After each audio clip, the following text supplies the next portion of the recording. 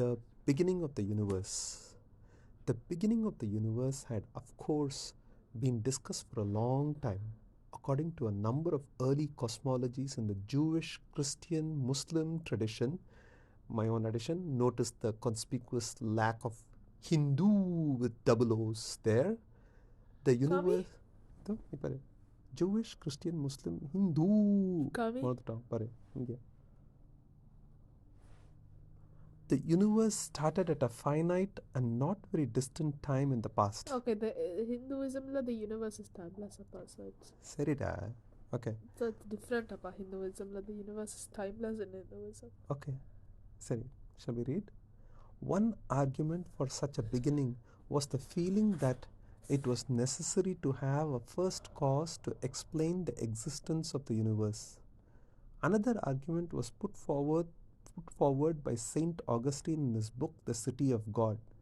He pointed out that civilization is progressing, and we remember who performed this deed or developed that technique. Thus man, and so also perhaps the universe, could not have been around all that long, for otherwise we would have already progressed more than we have. My own addition again, this is super crazy paragraph. Either Saint Augustine has gone crazy or Stephen Hawking has gone crazy in explaining this thing. It's really painful. Anyway, this paragraph padi horrible irukku.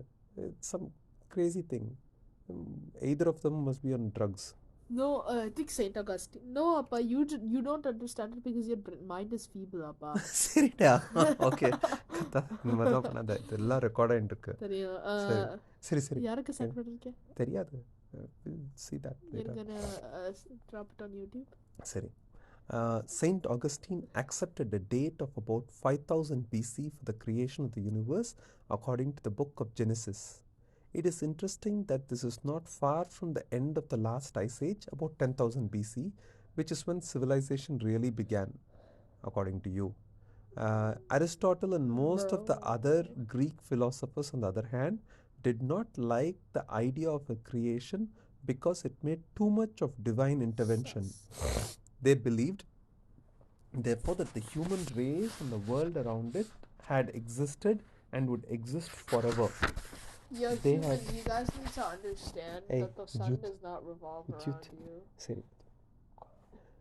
They had already considered the argument about progress described earlier and answered it by saying that there had been periodic floods or other disasters that repeatedly set the human race right back to the beginning of civilization.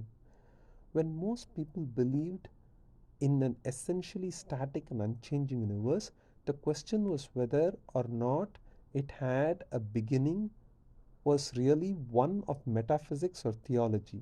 Let me repeat that. When most people believed in an essentially static and unchanging universe, the question of whether or not it had a beginning was really one of metaphysics or theology. One could account for what was observed either way. Either the universe had existed forever, or it was set in motion at some finite time in such a manner as to look as though it had existed forever. But in 1929, Edwin Hubble made the landmark observation that wherever you look, the distant stars are moving rapidly away from us. In other words, the universe is expanding. This means that at earlier times, objects would have been closer together. In fact, it seemed that there was a time about 10 or 20,000 million years ago when they were all at exactly the same place. The current accepted number is 13.8 billion years ago. When I was born, apparently it was 13.7 billion years. So that's kind of weird. Okay. This discovery finally brought the question of the beginning of the universe into the realm of science. Hubble's observations suggested that there was a time called the Big Bang when the universe was infinitesimally small and therefore infinitely dense. If there were events earlier than this time, then they could not affect what happens at the present time. Their existence can be ignored because it would have no observational consequences. Is there like a formal word for the Big Bang and for the Big Crunch? Like Crunch is an onomatopoeia. Bang is an onomatopoeia. Singularities.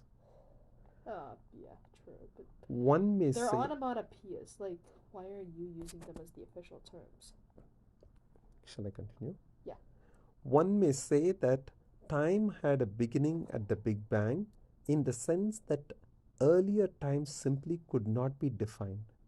It should be emphasized that this beginning in time is very different from those that had been considered previously. In an unchanging universe, a beginning in time is something that has to be imposed by some being outside the universe. There is no physical necessity for a beginning. One can imagine that God created the universe at literally any time in the past.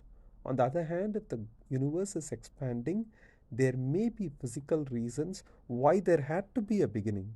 One could still believe that God created the universe at the instant of the Big Bang. He could even have created it at a later time in just a way so as to make it look as though there had been a Big Bang. But it would be meaningless to suppose that it was created before the Big Bang. An expanding universe does not preclude a creator, but it does place limits on when he might have carried out his job. That's pretty remarkable. Okay, that's Yeah, the end that of is the amazing. introduction. That That is is pretty good, really right? amazing. Yeah. Okay. Wow. Mm. Wait. Could something be closer to another object than two objects are close when they're at the exact same point? That's super deep with you. Yeah, No, I it's mean, deep. Hey, why are you releasing my name? You're probably gonna put this up on like Instagram. no.